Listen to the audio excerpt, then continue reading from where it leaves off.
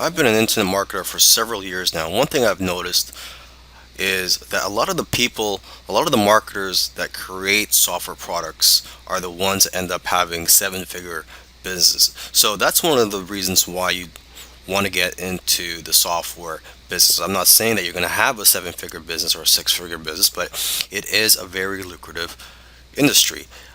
Software products, they have a higher perceived value than all other forms of digital products such as ebooks, video courses, audiobooks, etc. And another advantage to getting into the software business is the barrier to entry. There's not much competition out there. If you create a software product that's, you're not going to have much competition with that compared to other forms of products. For example, if you write a how-to book on a certain topic, you're going to have lots of competition for that book. There's going to be lots of other people that's going to write something on similar topic. Okay. Now, this course will cover the following topics. It's going to cover how to come up with ideas for your software product, how to come up with the features to include in your software product, how to find software programmers to create your software product, and how to manage your project. Coming up with ideas for your software. So before you create a software product, you need to know what it's going to bring to the table. You need to know what problems it's going to solve, because that's what software tools do, is that they solve problems or potential problems. Okay, so first let's start with ourselves. Okay, do you have a problem in your business or personal life that can be solved with a software tool? Because let's face it, if you have a problem, I'm pretty sure there's going to be other people out there with similar problems as you. Okay, so your problem is not unique to yourself. You must also know your target audience that you plan to sell your software to. So basically, it comes down to two things. Okay, consumers have a particular problem that needs to be solved, and two, they are looking for something that will make their life easier. Okay, you can also look at social media, forums, and your customer base to get an idea of what types of problems your customers or potential customers have and what they're willing to pay for. Because most of the time, people will tell you what they want, and if you give it to them, they will buy it. Okay, and oftentimes it's simply a matter of taking something that already exists and making it better, or expanding on the current software. So you got to ask yourself, what software out there has room for improvement? Okay, and you got to remember this: it's not about just creating and selling software products. There's a lot of money to be made in selling software products. Don't get me wrong, but it's also about knowing what software products to create. So that's why it's important to know your target audience and know what it's like to be in their shoes. Alright, so let's talk about coming up with a list of features and details of what your software is going to include. Okay, you got to remember to keep it simple though, because it's not about how many fancy features and buttons that your software has. It's about how the software can benefit the user. Okay, because sometimes it's the most simple software that can become a best selling product.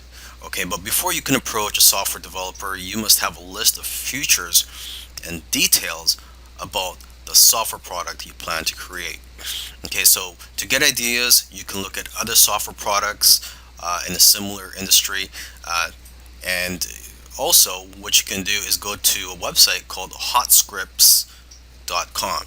And this site includes programs and scripts in every popular programming language. So this is a great way for you to get familiar with the different types of software out there. And you could also read the reviews for the various software products on that site. And basically, the more knowledge that you have, the better the software you can have developed. Now let's talk about finding software programmers for your project. Now there are various sites that you can go to find programmers where they will bid on your projects, and you can select the programmers based on the best price. But remember, you have to also make sure to select programmers based on their skills, and how well you feel comfortable working with them. Okay, so I've listed a few sites, the most popular sites where you can find programmers. There's rentacoder.com, elance.com, scriptlance.com, and guru.com. And you can also go to coding forums or other types of forums where programmers hang out to find people that are passionate about creating software products. Okay, so now when you visit these sites where programmers could bid on your projects, you have to know how to present your project. So make sure to first view how other people are listing your projects and how they are describing them on these sites. Okay, and you have to also be very careful. You don't want to give out too much information about your project because you don't want people stealing your ideas. So when you first post a project, the information that you should reveal at first is what is needed for the programmer to know if your software product is something that they are qualified to work on. When you're working with your programmer, you have to be very clear on what you want and be specific with the details. So you have to make sure you've done your research already before you hire someone to start working on your project. Okay, and you should also find out how long after they finish creating your software will they be able to fix any bugs. So in my opinion, it should be at least 6 months after they've completed the software where they could still fix anything that's wrong with your software.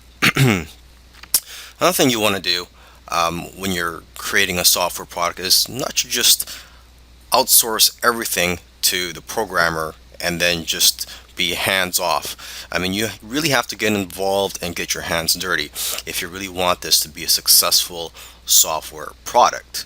Okay, and instead of just tell them to just create your software product, you should break it down into smaller tasks so that it is easier to work on, and it'll be better for you to basically monitor the progress of your software product.